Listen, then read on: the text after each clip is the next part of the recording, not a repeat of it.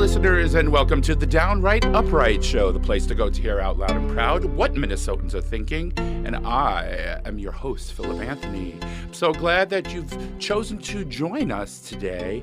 Today's show is very special, by the way. And I hope that Matt is feeling fantabulous, because if you have listened to my show, we talk about being fantabulous, fantastic, fabulous, put together twice as nice. Are you feeling that way today, Matt? Philip, I am feeling that way. I try to feel that way as much as I possibly can. Well, that's good. Well, I'm feeling really fantastic because you're sitting across from me. It's amazing. So my special guest today is the host of the Matt McNeil Show on AM 950, one of the best stations you could listen to in Minnesota, and the only progressive radio station in the state of Minnesota, by the way, Matt McNeil. Welcome, Matt. Thank you very much. It's an absolute pleasure to be here. Welcome, Matt. Yeah, have you gotten that before? Yes, I have. Anyway, as a tradition on my show, Yeah. I usually ask my guests about foundational questions about their beginnings. Sure. So would you tell us where you were born, raised, went to school, and anything like that you'd want to add? I was born here in Minnesota, Fairview, Southdale, 1968 in October. Libras, yes. I at a very young age, moved to Rhode Island. Did you? Yeah, my dad worked in with medical companies, and he worked for the Davol Corporation, which was based out of Providence. And so I moved out there at a very young age and was there for quite a bit of my youth, up into the junior high years. Went to Wickford Elementary School. Wickford. It's wicked. It's wicked great. Wickford. And of course, I lived in East Greenwich too, and I enjoyed that. My dad then took a job in Georgia for 2 years, and I lived down on Lake Lanier in Georgia, which was quite nice. Although the racism, I had enough of the racism. Rural Georgia is, yeah.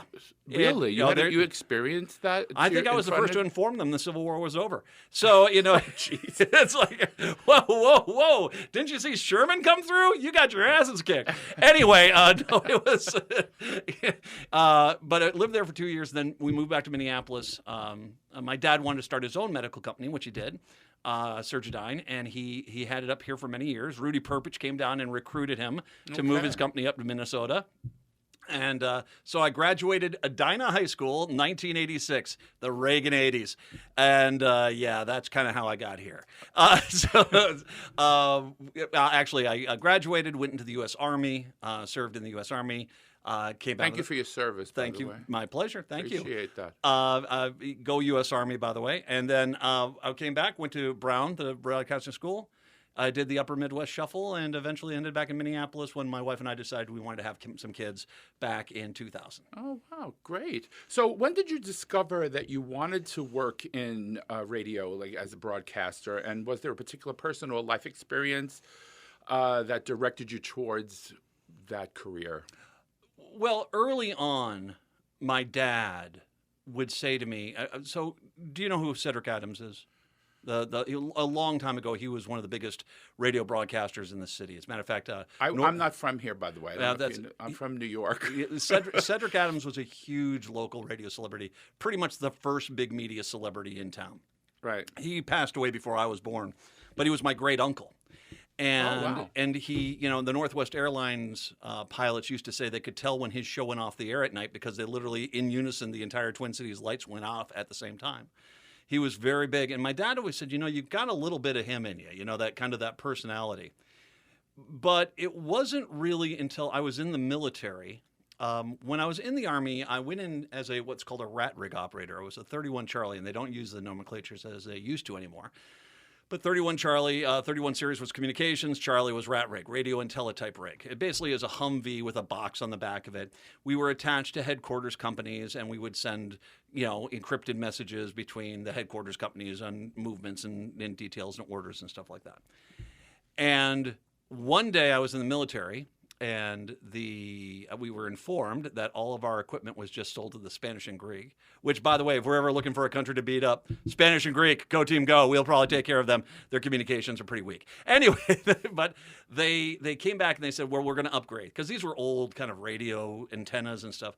We're going to upgrade to satellites. That was when that all came into the military. And they said, we'll retrain you, but you have to stay for 6 years. And I didn't want to do that. So I got this really unusual position where I was unemployed while being employed by the U.S. military.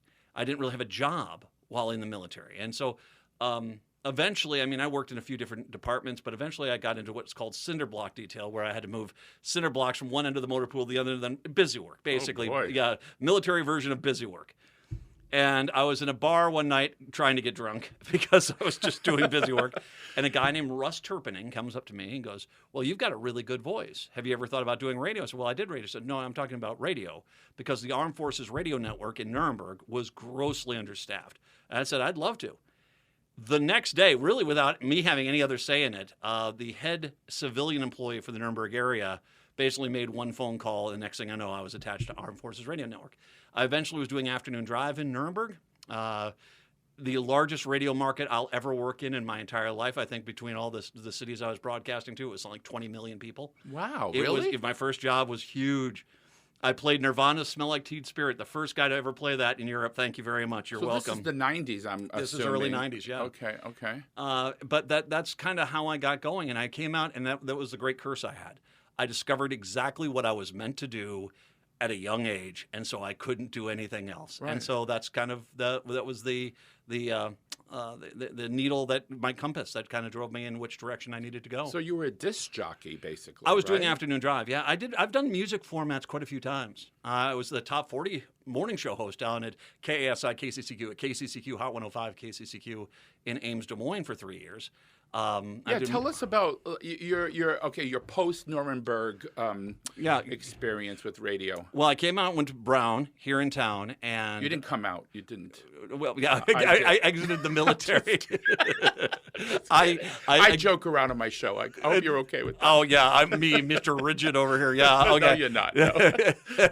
I exited the military. Yes, exactly. Went to Brown just to get the associate's degree, just to kind of get that. My first job on the commercial side was an oldies station, WGEZ in Beloit, Wisconsin. I love oldies. Oh, it was. Well, this station wasn't. It was a bad station. The guy that ran it was kind of a nightmare. And, I mean, it was every night where we still broadcasting, that sort of thing. Just wasn't taking care of the station. I did, though, in Beloit, meet my wife at that point. We were both from Minneapolis, but I needed an intern. She was working as the Field and Career Services Director over at Beloit College. I made a call. We ended up chatting, and that's how we met. We met then. Wow. After that, I went to a KDAO in Eldora, Marshalltown, Iowa, which is hot AC. I was doing. So you did a lot of Iowa, I think. I did Iowa a few times. Yeah, twice.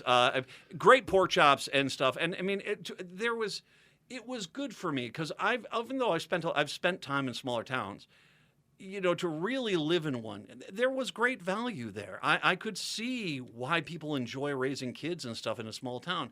The quality of life, I get that. Mm-hmm. I could also see why they didn't. And it was a good experience for me because it gave me the opportunity to kind of live in a different world. I did that for a year. Then I went up to KKBJ up in Bemidji. I was there for a year up there. And then my wife and I decided to get married, and we said we needed a market to where she just didn't want to. She had an advanced degree, and she just didn't want to be either a waitress or working in the bank. So she said, here are your markets. You got to find something in one of these markets so I can get a job in my field. And so we went down to Des Moines, actually Ames, just north of Des Moines, and I was at KSI KCCQ. Was there until mid-2000, and then we moved back to Minneapolis. I did Metro Traffic, was Metro Traffic for a few years. And after that, did some weekend stuff on various stations in town before eventually ending up here at AM 950 in 2010. So I've been here for over 13. 2010, huh? Yeah, 2010 was my. Well, I was over at KSTP doing the post-game Twins on the weekends because they had the Twins at that point. And I love baseball. I can talk baseball all day long. Me too. Yeah, I love it. And I was talking about it with Brett before the show that we finally in first place. There's a chance we could make it to the postseason. That we can make it. How much we make it past that point? Well, that's what we were talking about. Yeah. I wouldn't be making plans deep into October. Let's just put it that way. Yeah. Well, having at least being in the first round is nice. Well, yeah. I mean, let's face it. In Oakland and in Kansas City, World Series fever is a very treatable disease. So there's no problem there. So we got a chance here. So I was doing there, and they went and they basically canned everyone outside of like 4 people. And so it was literally 2 hours after I got let go by KSTP, the old owner here, Janet Robert, calls me up and said, I hear you're looking for a job. I used to do traffic for them. They knew I leaned on the left on politically and said, would you like to, at that point, I took over the 6 o'clock hour. I was just doing 6 o'clock hours Monday through Friday. And eventually moved around, and where I'm today now, I'm doing the 3 to 5 o'clock show on weekday afternoons. You were here simultaneously with Norman Goldman, weren't Norman you? Goldman was here. Actually, he came in when he started doing his show. It was, I think, a little bit after I started mine. Oh, So he was kind of filling in for Ed, if I remember correctly. He was filling in for Ed on that, and then he got his own show. Mike McEntee as well. McEntee was here. He came in after I started as well. I've been here when I started Wow, here. you're like the leader of the pack. On the Rosetta Stone, I remember the times. See if you can translate me. It was Rachel Maddow was on at night. Al was still doing the middays. And it was just we had a and Steph. I mean the only. Gosh, is this true? The only person I think that was on longer than I have been is Stephanie Miller. And she was on at that point in the mornings. So Steph kind of trumps me, but that's it. Yeah. But was the transition, like you said, your early years in radio, you did a lot of disc jockey work. Oh, yeah.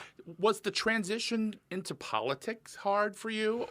And in current events and all that stuff that you do here on AM 950, was that a hard transition or was it seamless for you?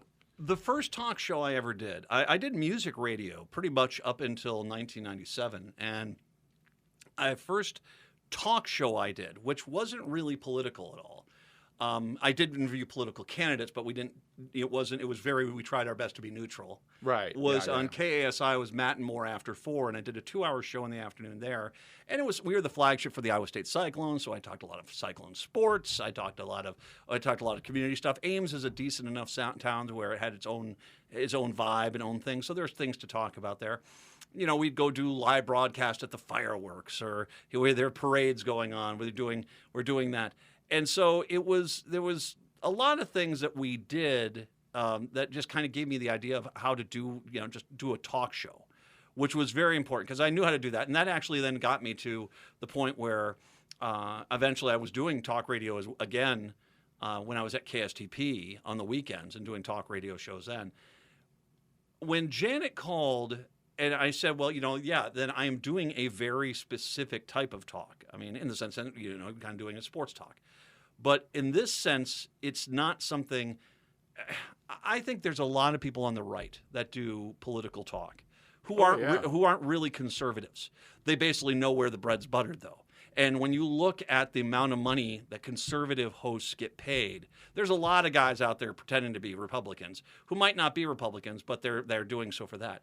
I couldn't do that. I couldn't do that. No. I'd have to do. You got to be your true self. Exactly. Yeah. And so what helped quite a bit was I had the ability to do my own show. I was my own producer. I set my own guests. I set my own tone.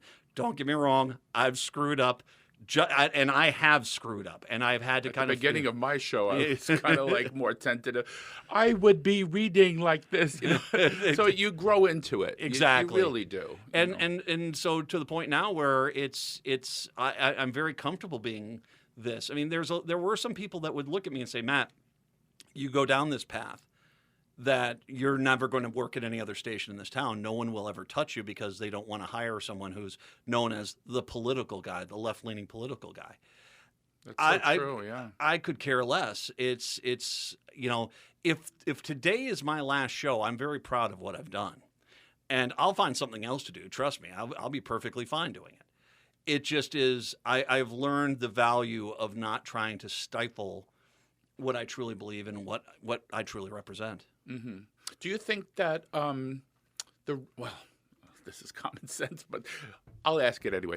Do you think that the reason there's more right-wing radio is because corporations are funding them and everything's more into? Because there used to be Air America, right? And Air America. This used to be one of the Air America stations. I can tell you without a doubt what was happening. I mean, you had at one point, Air America was actually starting to get traction. Now, I'll be a little bit critical of Air America because I think at their top levels, not at the station levels, but at their satellite, they're kind of the overseer lords. They were a bunch of progressives who are trying to do radio. And the best way to do this would get radio people that will program a progressive format, because then they know what they're doing, how they're doing it, getting this stuff. And I think that there were some mistakes that were made there because they didn't understand the niche and the ins and outs of radio. But that being said, they were being successful. They were being successful in Los Angeles, Seattle, Boston, across the country. There was all of a sudden a brand new radio network, and it was getting listeners. Might not have been top 10, in one or two markets it was, but it was getting there. There was multiple times, and I'm not going to talk about any individual circumstances, but I am aware of at least two, where conservative radio people in those towns would walk into a radio station and say, I'll pay you 3 times what the station is worth today. And people sold them out. And so what you would see is I believe it was in Los Angeles, if I remember correctly, you had a station that was getting pretty decent ratings that was taken off the air, and they put, I think, their 7th or 8th sports talk network on the air, arguing this is going to get us better ratings. Of course, it never did, but the point was never to actually make money. It was more to take off the progressives. Because when you look at how this country is today, one of the main key things that has gotten us this way was they got rid of the fairness doctrine that forced people to have different perspectives on a radio station. Absolutely. They got rid of the ownership rules, which gave us diverse ownership across the country. And then basically there's been an all-out war against the public radio outfits, because in many communities, the only non-conservative media you can hear is public radio. And so they've tried to shut that down. You go through large swaths of this country, they only get conservative voices. That's all they get. They get nothing else. And so it is kind of one of those things where it's of course it is a corporate thing, because they have set this thing up. I mean, and this is one of the reasons why they've even flirted with the idea of a tiered internet system, like a cable television system, only tiered for the internet, because that was the one thing they couldn't anticipate. By the time that they had gotten control of the radio and the TV, the newspapers in many of these communities, all of a sudden the internet started kicking their butt on all those. And so what do? Not only had they wasted all their money with this stuff because it was becoming, especially in smaller towns where, fewer and fewer listeners were there, but as well, then they couldn't stop the spread of information. So a lot of this was about the spread of information. And one of the things they had to do is get the progressive radio stations off the air. I mean, there are probably 30, 30. Well, there's a lot of smaller ones.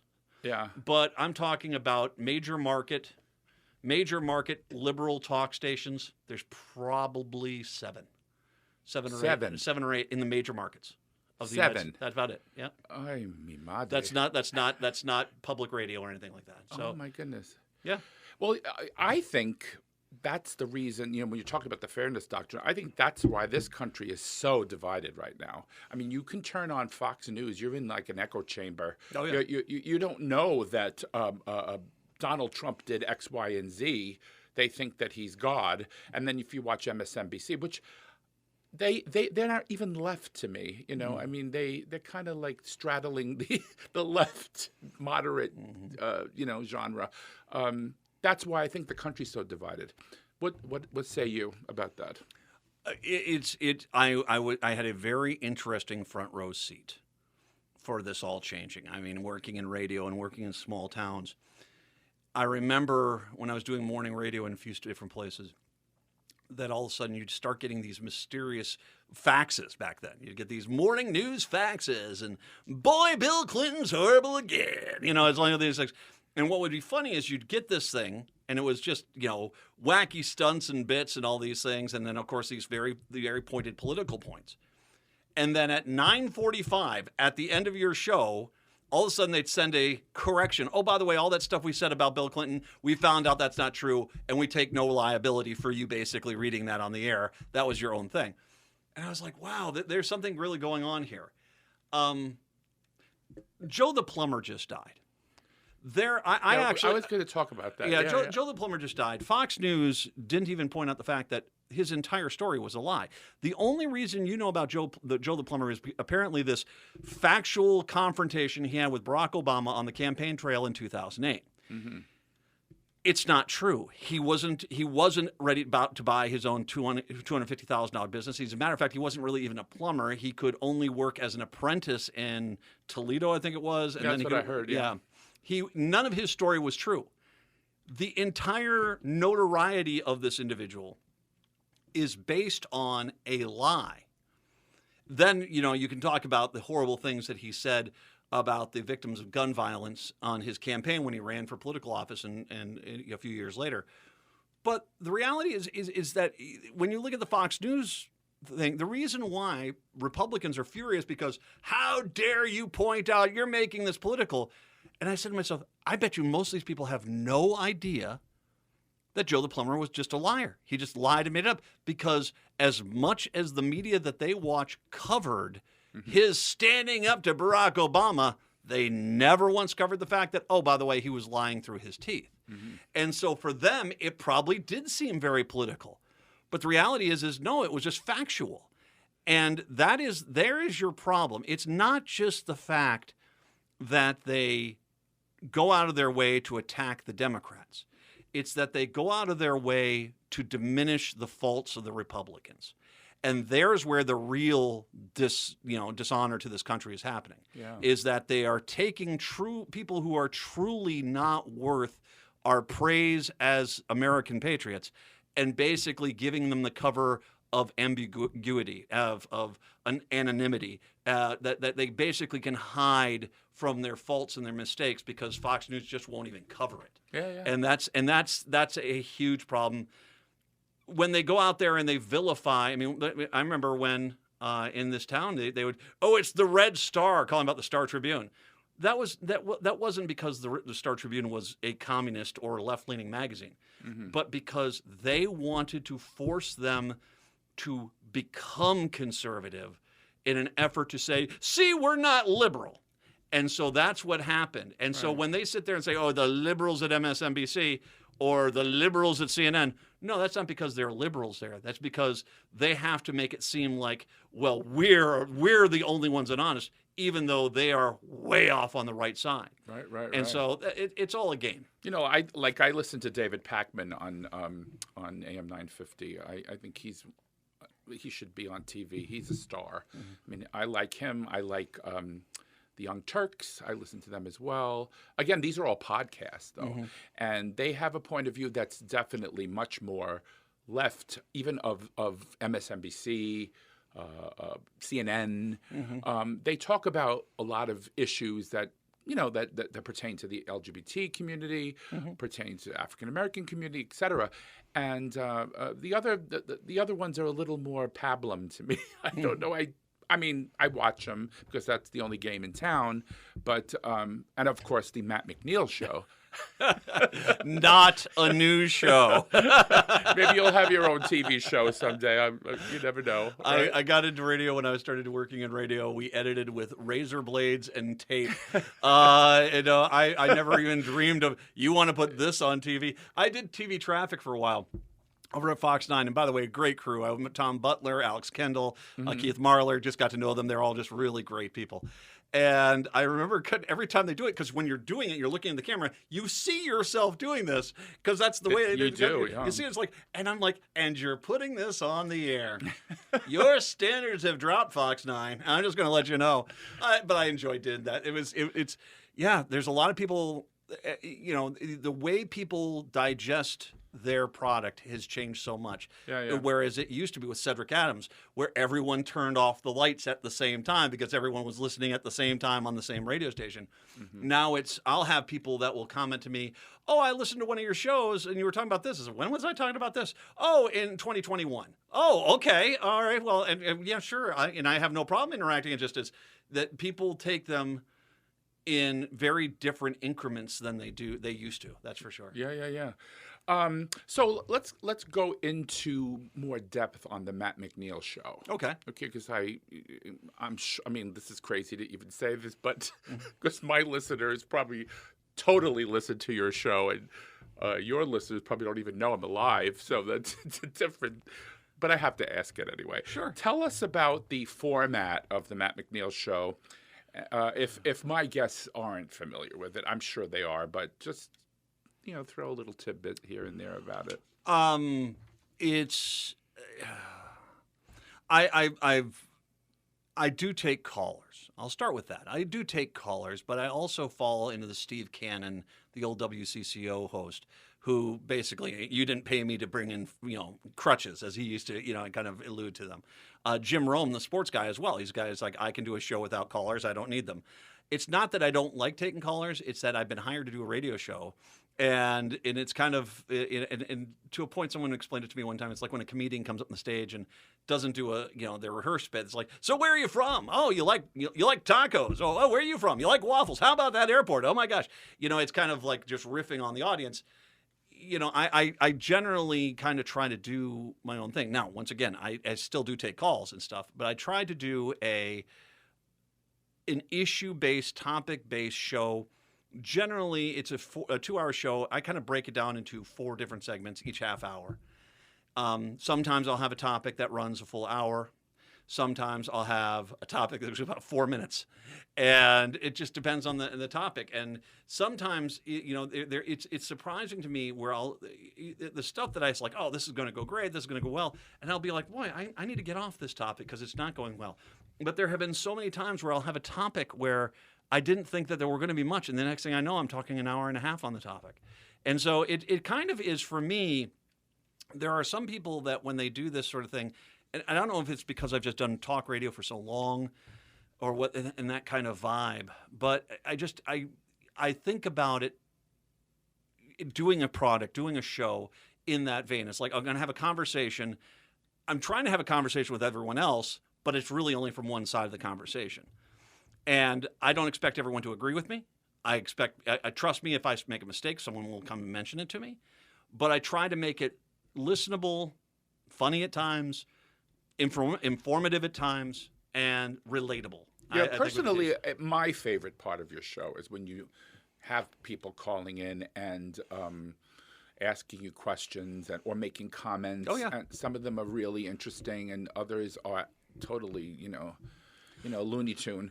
But for example, and I do have a lot of guests too, which I always. I mean, yeah, I have we're regularly. Yeah, we got a lot of guests as well. So absolutely. But going back to the callers again, because again, that's fascinating to me. Can you tell us about some memorable calls you've had over the years that stick in your head that are either way, cuckoo for Cocoa Puffs or maybe I don't know. I mean, you tell us. I mean, I'll give you 2. Yeah, please. I'll give you, first of all, when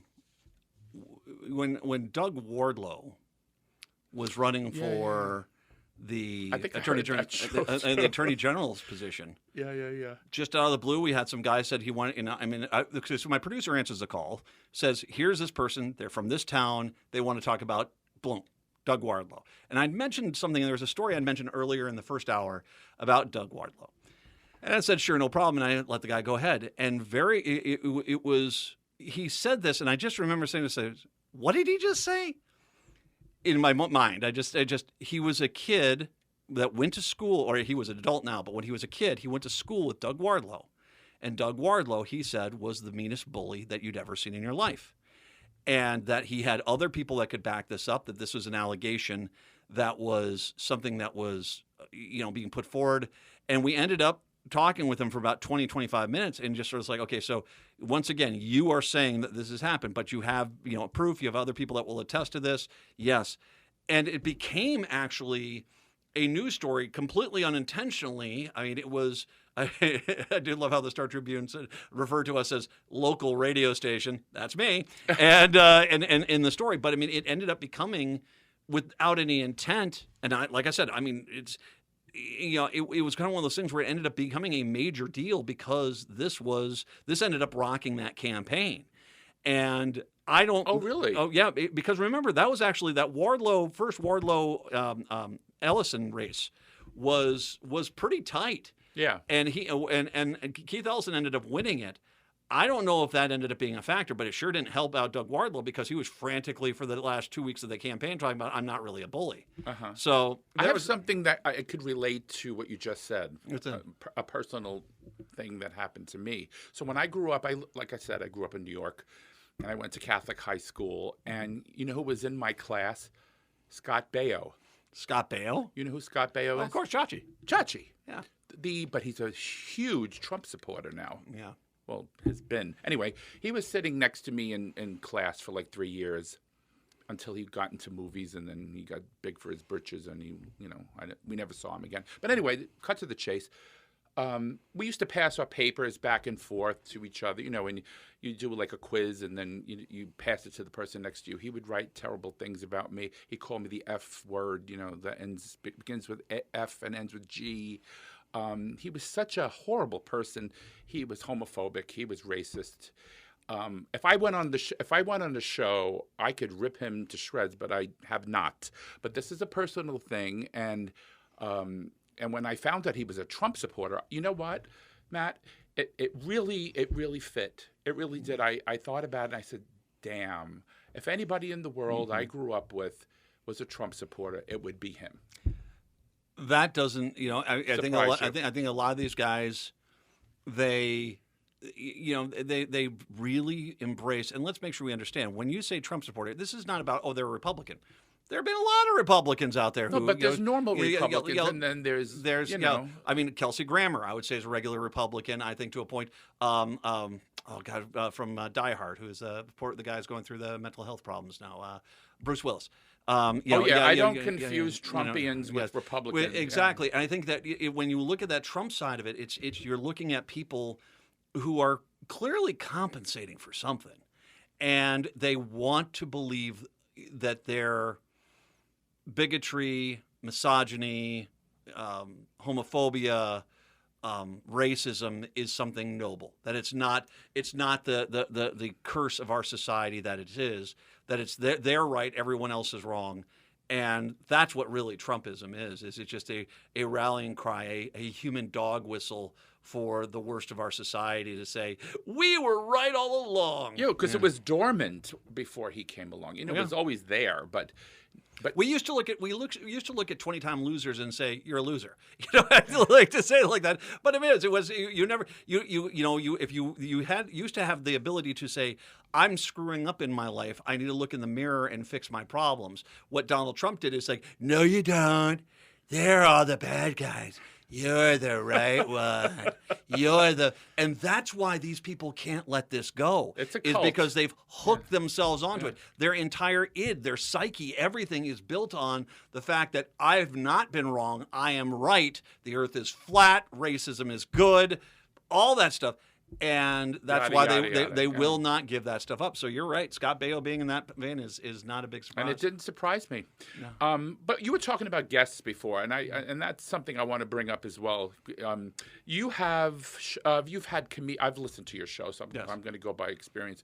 You've had comedians on your show. Mm-hmm. One particular one that was really funny. I liked him. I forgot. Robert Brill. Is that his name? Yeah. Okay. Authors, lots of them, politicians. Yep. You run the whole gamut, of guests. Can you tell us about some of the most memorable ones that you've had on your show? I love Larry Millett, and I can't talk enough about him. Now, some people might know who he is. He used to be the architecture writer over at the Pioneer Press.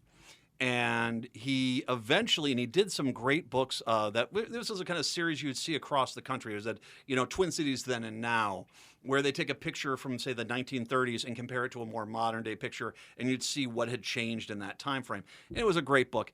He also got into writing Sherlock Holmes books, where he's written multiple ones, and in putting him in Minneapolis, St. Paul, which was kind of interesting and very enjoyable. I've always loved talking to Larry Millett.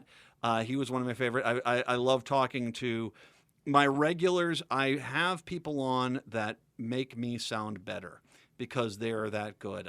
My regulars that I have on are Jeff Stein, Cliff Schechter, Jack Rice. When I can get her, Brianna Bierschbach is very good. The Dr. Joe Eastman, my COVID modeling expert. These are people that I bring in that make me sound better, and I enjoy having them on. Some of the other single shot interviews, I remember Robbie Massey, who was kind enough to join us. He was in Camp 3 when the earthquake hit Mount Everest. So he was up on the mountain. Mm-hmm. They were buried under, I think, 2 feet of powder. at that camp that came down tumbling down the mountain. And then he was stuck basically in Nepal trying to deal with this and that whole thing there. Jessie Diggins, the U.S. Olympic gold medalist. We had her on. I felt so sorry for her. Great story. And we talked to her. She was over, I think, in Norway or Sweden training at the time. She had just released a book in March of 2020, and she was about to go on a book tour. We ended up having about an hour to talk with her, had a great interview with her. And then everything got canceled because of COVID, and I felt sorry for her. But it was a great interview. I really enjoyed talking to her, and I, John Fugelsang, who I've had on there. I met him. He's great. He's always great. Good fun. The MST3K guys, Trace Beaulieu and Bill Corbett. I've had them on. I've actually talked to almost a good chunk of the cast. Frank Conniff I've had on the air. Javis Weinstein I've had on the air. Mary Jo Pehl I've had on the air. Wow. I've had on a lot of them to talk over the years. I would love to talk to Mike Nelson. I would love to talk to Joel, but I haven't been able to to finagle those. Yeah. And then just the politicians. Some of the politicians are great. Yeah. Dessa, I love talking with Dessa. I've talked to her a few times. I interviewed Scott Dibble. Senator Dibble. Nice. That was a get. Yeah. He was so nice. Oh, he came up to the tent when we were in Pride for AM 950, and he took pictures with us. And he's just a how would you say, the mensch? Is that the term? There is a lot of really great politicians out there. Now, granted, I always get the best side of them when it's Matt McNeil, hey, like this.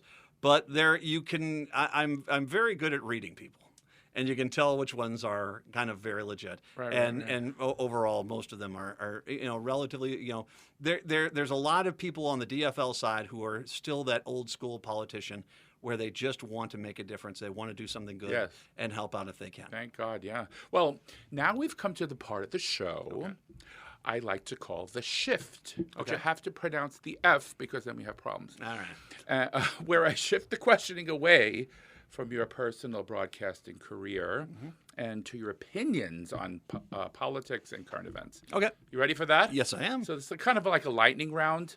So just throw it out. Throw the ball to me and I'll catch. I'll throw the ball to you. You catch it. Excuse me. No problem. Okay. So as of the recording of this show, 3 Black Americans were gunned down in cold blood in Jacksonville, Florida. I'm sure you've heard that, just because of their race. Yep. The murderer posted racist writings on social media and even had a swastika emblazoned on his weapon. Could you believe this? The murderer subsequently killed himself. Now, how can we as a nation prevent further white supremacists from endangering the lives of African Americans? Is there anything we could do as a nation, in your opinion? The first thing we have to do is we have to acknowledge the fact that there are a lot of Republicans and pro-gun kooks that look at a known white racist who has put out threats to the black population, that guy getting a gun is a sign of responsible gun ownership.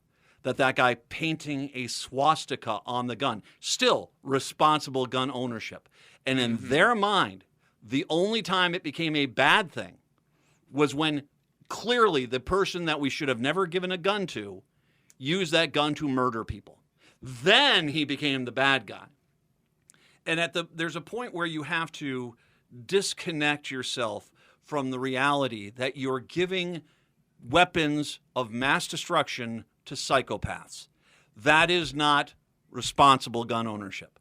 And so until we can deal with that, and that's the great evil that the Republicans keep perpetuating on us with the gun laws, is that they keep pushing this idea that somehow, some way this is going to be safe, and it just is not. We just had another shooting in North Carolina, University of North Carolina. Student goes out and kills him. I don't know if you saw the headline of the student paper where they just printed the text messages from the students in school with one shooting and how scared they were. I've got 3 kids. They've had to go through these things. It's inconceivable how we've gotten to the point where we have decided that society is functioning better by terrifying us in mass versus just common sense gun regulation. Can I piggyback on that? Sure. What is your feeling? I mean, I can give you mine, but this is all about you, Matt. It's all about you. What are your feelings on AR-15s? I think is the name of the gun. Every mass murderer that we've seen in the news and read about had that gun. Do you think there's a correlation with that gun, or is it just the mind of the person? What is your view about that? They are a weapon being used because they can kill very quickly. A lot of people, exactly. The problem we have is that we have people. Okay, so when someone sits down to design a gun, they are generally doing it for one of three purposes. One, a hunting weapon. That I'm designing this to either be a shotgun to shoot ducks and quail or pheasants, or I'm using it as a rifle to kill a deer or an elk or whatever, and they're drawing it as a hunting weapon. Mm-hmm. There's personal defense pistols. Someone's writing it and they're drawing it down. When they design it, they're designing it for someone to be able to take with them if they feel as if they need to have some extra security. Sure. Then there's the third category. When someone sits there and draws out an AR-15 or any weapon of their type, they are drawing a weapon which in its nature is designed to kill as many human beings as quickly and as fast as possible. Amen. It is designed to kill multiple people in combat levels, in war zones. Mm-hmm. And you can put, well, we've taken the auto off. Well, thank God for the bare minimum. You still have a 20-round clip you can smack into that. And even if I'm pulling the trigger, even if I have to pull the trigger every time, it will take me 10 seconds at most to fire off that entire magazine. I can tell you this because I was in the military. They were M16s when I was there. They are weapons designed to kill other human beings. And it's not a self how would you call it to prevent you from being attacked. It's more like an offensive weapon. Oh, it is. You're using it to kill people. If somebody robs your house, I always talk about this on my show. If somebody's robbing your house, if you have a handgun in your box next to your bed or whatever, you pull it out and you walk around to see if there's somebody. How many people are going to come into your house? Could 50 people be robbing your house that you need an AR-15 to protect your house? I mean, it's so bizarre to me. I don't understand that concept of why you need that gun. Two stories on that one. One, they just had a kid. I can't remember the college. He went to the wrong door, and the guy pulled out an AR-15 and plugged him full of rounds. You know, junior in college, A student, by all means, like this. And the guy said, I didn't mean to kill him. I said, wait a minute here. You pulled the freaking trigger on an AR-15. What do you mean you didn't mean to kill him? If you ever fire a gun, you're trying to kill somebody. Last 4th of July, not this one that was here in 2023, in 2022, I was out at the Edina Parade. My son was visiting. He has a lovely girlfriend. He was down visiting in Chicago. I get a call from him, and I just said, Dad, just want to let you know, before you see the news, we're okay, we're okay. He was in Highland Park when the psychopath on the top of a roof of a building opened fire and slaughtered a bunch of people at a 4th of July parade in Chicago. I can't... You're a broken person if you literally think that this is what the Founding Fathers wanted in any capacity. You are just a broken person. Weapons of war should not be in the hands of everyday people. And they just should not be something which is taken lightly in any capacity. You know, it really is the great travesty of we have all these guns in our society, and yet so few people understand what they actually do. Yeah, and it's the rounds too. You can, I mean, if you had an AR-15 that only held 3 rounds, see the difference? I will say this though, but an AR-15 though, by the style of the weapon it's designed to take even just one bullet. Is going to go through you and do an insane amount of damage. Yes. You know, I've always said this. I have no real problem. I grew up with hunting weapons. I grew up in a hunting family. Me too. I don't have any problem with hunting weapons. I wouldn't have one, but I don't have a problem with the personal defense pistol. I don't either. But it's these weapons that were designed to be used by Ukrainians trying to stop Russians coming into their country. Yeah. That is not, that's what I heard. Yeah, you're saying that's something you want on the streets? No. When I go to a freaking Lund's or a Barley's that I'm going to have to deal with Johnny Psychopath over there? They had some people that were shot Guns are dangerous. A woman brought a gun into Comiskey. It's not Comiskey Park anymore, but where the White Sox play, where the White Sox play, and the gun went off and shot 2 people. Completely accidental. If you don't understand what these things are, you should never be even allowed near them. And that's part of the problem we have. And lots of children are going in their parents. Finding guns in the house and killing themselves. It's just awful. Anyway, moving right along. Sure. It's exciting subjects we have on the Downright Upright show today. As you know, the twice impeached former president. Yes. You knew I'd have to touch on that, right? Was recently indicted, booked, and mugshotted in the state of Georgia for his role back in 2020 in the preventing of a peaceful transfer of power. And this was his 4th indictment, by the way. It wasn't the first, second, or third. It was his 4th. And his mugshot is all over. I have friends that have his face as their profile picture, which is absolutely insane. I would never do that. But that's how, this is just getting so crazy out of hand. Can you give us your thoughts on this unprecedented, I like to use that word because I could never have dreamed in my life that we'd see a president's mugshot. I kind of saw this coming. In 2016, I remember after the election in 2016, staying up all night looking at the ceiling and saying, "What did you guys just do? You brought someone." I mean, there's always been that Simpsons joke of the unqualified president, but the reality is, we actually put someone who was a narcissistic man-child who's only looked at everything in his life of how can it benefit me to be the leader of the country. Mm-hmm. It doesn't surprise me at all. And by the way, we haven't even begun to touch his crimes. 91 charges, four indictments. We haven't even begun to touch this. It is truly historic times. I mean, we are going to have in 200, 300 years full college classes on the Obama to probably 2030 era and the complete upswell of all the things that have happened. But what you've got a guy who basically has never been told no his entire life, now trying to be held accountable.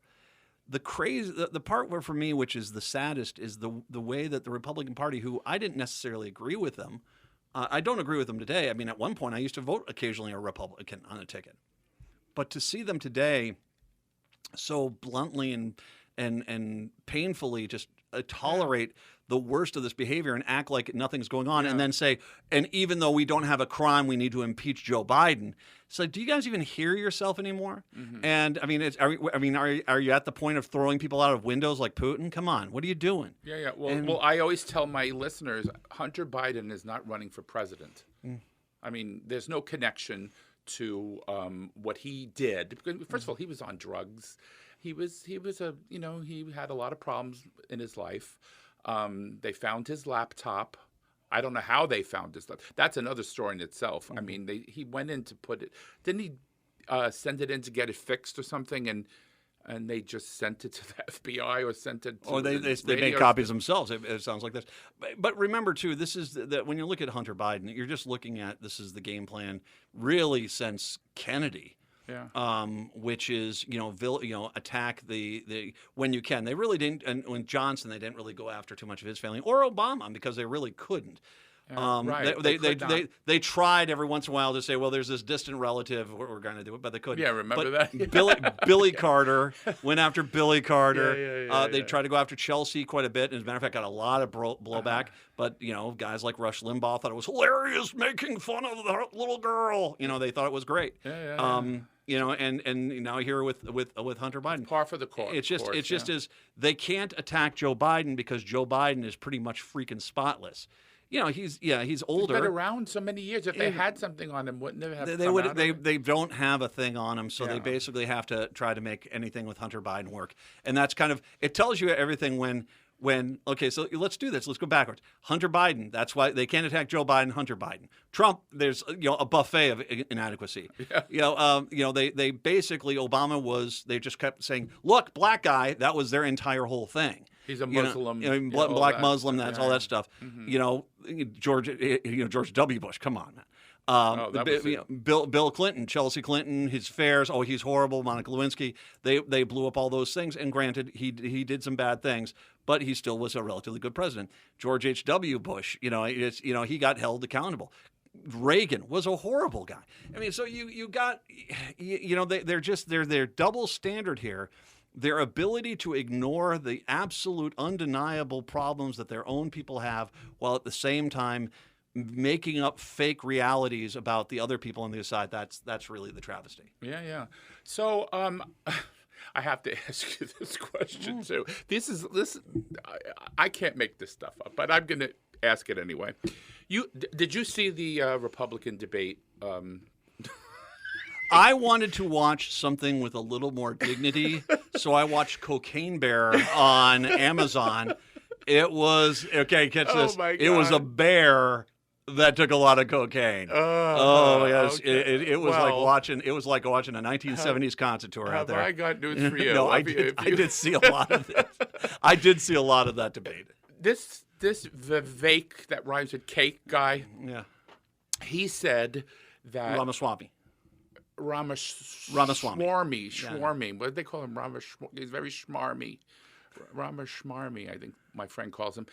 He literally said, point blank, climate change is a hoax.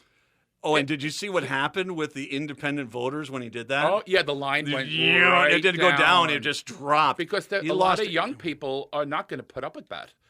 It's their future, Okay, so if you're a Republican today, you really have two paths you can follow.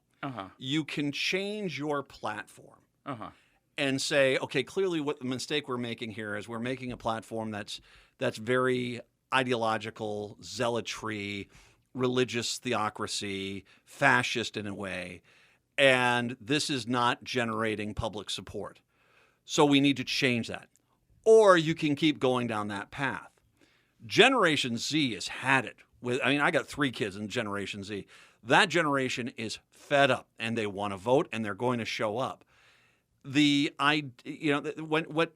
Ramaswamy is doing is basically trying his best to appeal to he's trying to pull a Scott Jensen. He's trying to appeal to that far right because he knows the election is the primary is determined by the extremists in the party, and then he just got to try to figure out a way to soft sell all of his lunacy that he said beforehand. Yeah. And so that's kind of what he's doing. He's basically just putting out the Trump dog whistles and saying, climate change is a myth, and we need to make sure, women don't have a choice, and outlaw the LGBTQ community. And he's going to say all that stuff. And then it's going to be like, I don't know where you got the idea I'm against climate change. Well, here's your thing. It's like, you edited that. That's not real. And the reality is there's so many people on the Republican Party side. That's all you have to say. Yeah. That wasn't real. Well, he literally is now in second place. He usurped because he's being more Trump than he's being more Trump. He's being more lunatic than DeSantis is. And the thing that really bothered me more than the climate change is a hoax thing. Did you hear what he said about the Ukraine? Yeah. He said Ukraine, I would stop giving them money for arms to protect themselves. Now, do you want to be a Neville Chamberlain in a world of Hitlers? Mm-hmm. Nikki Haley, and give Nikki Haley credit, she came out swinging. It's like, wait a second, this is one of our allies. What are you talking about? God. Well, that was the highlight of the debate to me when she said that to him. I really enjoyed that. I'm going to say something very delicately here, but this is a real thing. Ramaswamy, I don't think has a chance. I don't think Nikki Haley has a chance. I don't think Tim Scott has a chance. And the reason why is because this goes through red America, deep rural America, where there is just this, even and a lot of people on the right, is a tolerance for racism, bigotry, and misogyny.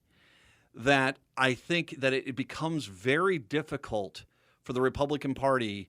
If you are, it's one thing to say, see, we had these people running for president, but at the end of the day, if you have someone like I don't think it's going to be Pence, I don't think it's going to be DeSantis, but if you have, if there's a white guy on the ballot, they're going to go for the white guy. And I think that even if Trump could be locked up in, stocks in the town square, they'll still put him out there as the nominee because that is what this party has become. Yeah, Tim Scott and Will Hurd have no chance. No. I mean, they're African American, and the party's just not there. No, they're just not. And it's I not think, there. and I've been out in rural Minnesota, and I'm a big white guy, and people go, hey, let me tell you what I know, and you're like, whoa. And the big mistake that Will Hurd made when he was on CNN, I don't know if you've seen that interview. No.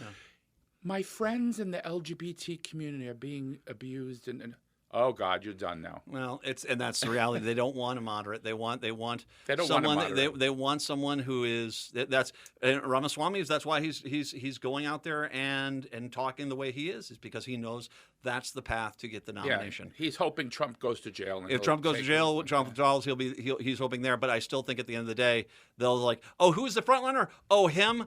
Oh, do you happen to have a white guy? And that's your standard Republican. Is there a white guy available? Yeah. I would like to get the white guy because that's going to be that's true. I think. True. I mean, if Nikki Haley might have a chance. I mean, I would say this. She makes too much sense. I don't think it would. I don't think so either. Yeah. I think there are some candidates on the right that if they actually could ever get rid of the 800-pound orange gorilla on their back, that they could actually maybe make a run for it and actually might be able to knock off Biden. Mm-hmm. The problem is that for Republicans, they don't want moderate. They don't want anything in the middle of the road. They'll tolerate you doing that after the primary just to get elected. But when it comes to going up to the primary, they want you basically talking like Putin, chucking your enemies off the 12th floor of a building, and that's called leadership. Yeah. And until then, they're like, oh, well, then after that, it's like, okay, fine, I know you're about to lie, but that's the Scott Jensen effect. Yeah. Boghossian just died in a plane crash. Yeah, right. No, he I mean, come on. Do you think he fell in a plane crash right in the middle of firing squad? What are the chances? No! There was a bomb on there. Please. I mean, that's me. But the plane was filled with water. There was a bomb. There were probably alligators and the firing squad. Oh, what a terrible accident!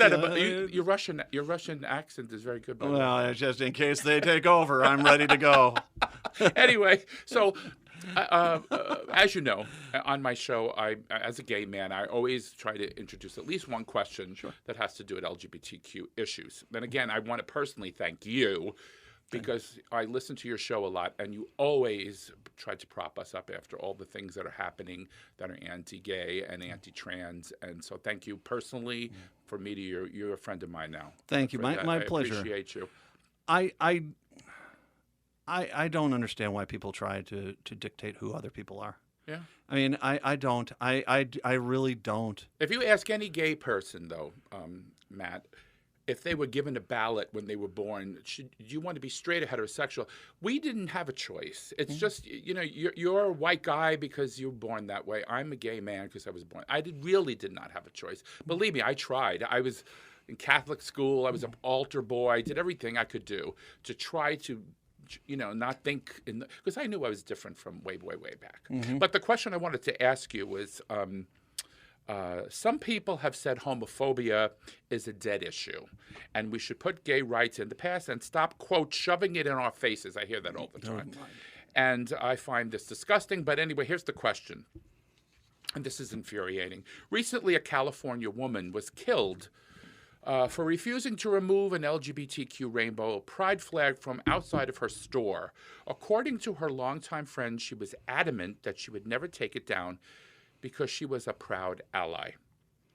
The woman, Laura Ann Carlton, remember her name, God rest her soul, wonderful woman, was fatally shot outside her clothing and home decor shop. It was called Magpie, I believe. The shooter, Travis, I think it's Ikaguchi was his name, was killed by deputies after he opened fire on them short time after the murder. According to the San Bernardino County Sheriff, Shannon Dickus, his name is the sheriff, the killer had posted anti-LGBT content on a social media platform. Can you give us your thoughts on this story in particular and what you believe it will take to prevent further attacks to the LGBTQ community in the future? I'm not sure what her community was like. The fact that she herself was, just being herself. She wasn't even gay. She was fulfilling her First Amendment rights, but free speech, being able to hang a flag. Yeah. The thing when I see a story like this, one of the things that always usually comes in conjunction with this, unfortunately, is a community where this kind of bigotry and anti-gay agenda is tolerated as different opinion. You're talking about people saying, I'm going to kill somebody if they don't take a flag down. If you said, if you don't shut down your synagogue, I'm going to shoot that rabbi. No one would tolerate that. No. Why? Because you don't just basically, because you dislike something, tolerate that. Mm-hmm. But I have noticed this trying of finesse, depending on the community that they're in, that sometimes they'll tolerate this. This is a guy, without a doubt in my mind, he's probably immersed himself in the extreme far right online, his extreme far right news.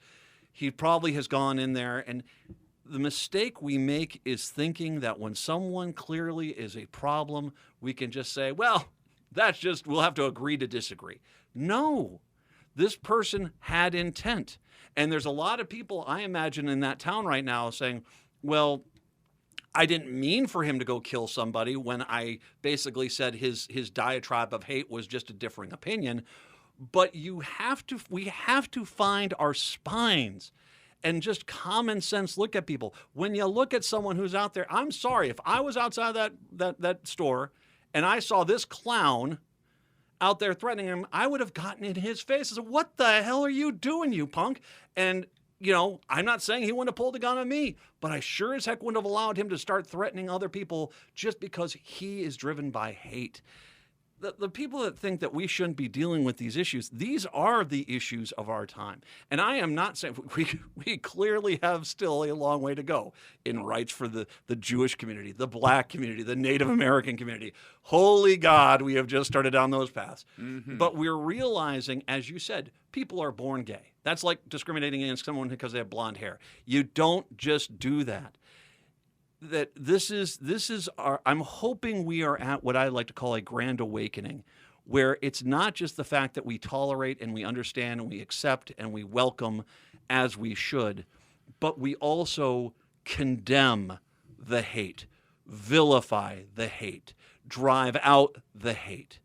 You want to be hateful, you go be that in your own house, and do not come around here and do that anymore. Mm-hmm. And the problem I have sometimes when I hear stories like that is I guarantee you there's someone that probably knew this guy was like this, knew that he was trouble, and just didn't take it seriously. Yeah, but the hate thing is one thing, but to carry out violence because you don't, because I have to be honest, and I'm sure you have in your life, you hated somebody. You may have had a person that came across your life one day and said, I don't like that guy. Or I don't like Brett, my producer. No, we love Brett. Yes, we do. But I know this is going off on a tangerine here, but I think if you don't like somebody, don't like them. Ignore them. Don't go and... It's a big country. Commit violence. It's so sick. But Have you been to Idaho? You can go to Idaho. There's plenty of open spaces. Exactly. Nice mountains. Go build a cabin. Be by yourself. You don't. Thank you. It's this. If I can't. We are getting to this point where the right knows they're losing. Yeah. And they're encouraging this stuff. They're encouraging, well, if we can't win the good old-fashioned way. Yesterday I posted a guy basically saying it's time for us to put aside the Bible and the Constitution and solve things with the guns. And I'm like, okay, there you go. Reported him and these things. This is where they're at, because if you can't win, it's the deranged ex-boyfriend mentality. Yes. It's well, if you're not going to like me this way, I'm going to make you like me. That's the thing. And I'm not making light of, domestic violence issues or this. I'm like this, but that's it. I mean, that is it. It's these people that I'm going to force you to like me. Yeah. And if you don't do it one way, I'll do it the other way. That's where we're at. Yeah. And that's what this guy was. I guarantee there are probably people in that community that were there. And at no point saying, well, if you just don't like being there, there's plenty. Have you seen Alaska? There's plenty of places in Alaska. The only thing you'll ever see is a bear. Knock yourself out. Yeah, Greenland. Ireland's pretty good. Good. So before we close out the show, Matt, is there anything you want to tell the audience, or any issue you want to bring out, or anything you want to close the show with on your a note that you want to hit today? Yes. Okay. If I may. You may. Minnesota kicks butt. Oh yeah. Minneapolis, St. Paul is amazing. Trifecta. Absolutely. It is just an amazing place to live. Love it. We've got great parks. We've got great schools. We've got a lot of great businesses. We're very lucky. We have a quality of life that most other communities don't have. It infuriates me that the right has so little in this country, in this state, to hang their hat on, to bank on as far as this goes, that all they can do is hate Minneapolis, hate Minnesota. Don't allow them to. No, you never. hear that being said, call them out. Because if they really hate it here, why are you here? Yes. You can move at any point.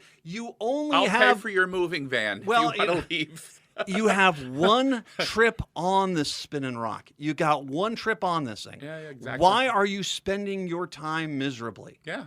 And so either it's all talk and rhetoric because you don't have anything to win your political argument, or you really hate it here. Needless to say, both of you, get your asses out of my state, because this is a great place to be and a great place to live. And if you can't appreciate that, well, then you need to go spend some time in Arizona and Florida and Texas, and then come back here and say, wow, thank God I'm back up here, because I know a lot of people that have done that. That was a great way to end the show. Thank you, Matt. That was fabulous. Thank you, And sir. I want to thank you so much for coming on the Downright Upright show. I mean, like I said, I'm, full disclosure, I am a big fan.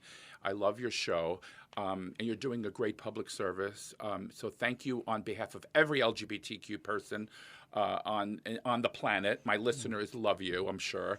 And to catch the Matt McNeil show, by the way, on AM 950 radio, tune in at 3 o'clock from Monday through Friday. Is that right? That's correct. Okay, and for more information on how to listen to the Matt McNeil Show in podcast form, just go to am950radio.com, and you'll pick any episode you want and you could listen. iTunes has it. You have it on SoundCloud. You have it all your favorite places. You can find us on the Matt McNeil Show, Progressive Citizen X on Facebook, on Twitter, on Blue Sky, on Mastodon, on Threads. We're pretty much everywhere.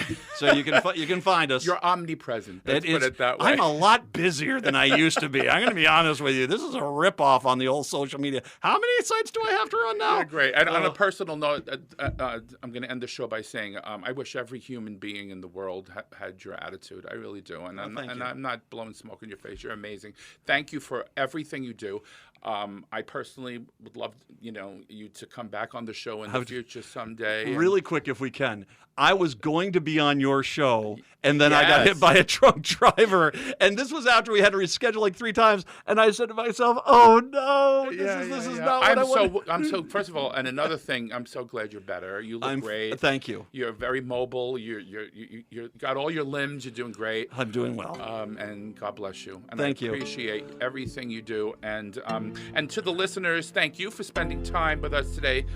Please stay tuned for more of the Downright Upright show in the future. This is your host, Philip Anthony, saying ciao for now.